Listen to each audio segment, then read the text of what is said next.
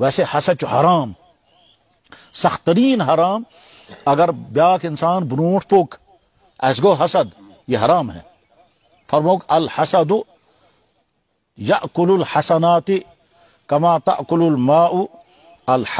کما تأکل النار الحطب حسد ہسا چھ نیکین اتھے کن سنان زیلت ات کن نار سنان سو زیلت زنس حسد نیکیوں کو ایسے ہی جلا کر خاک کر دیتا ہے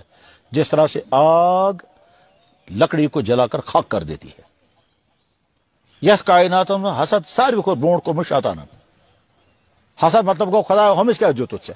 یہ وہ حسد لیکن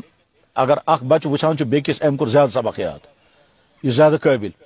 ام کو جلدی حفظ یہ خدا اس کر ام کو مت کرنا ہوتا اتھے پیٹ بت گوس اتھے پیٹ کرون ام چھن یہ سوچن یہ جائز یہ صحیح لا حسد الا بخاری شریف میں حدیث ہے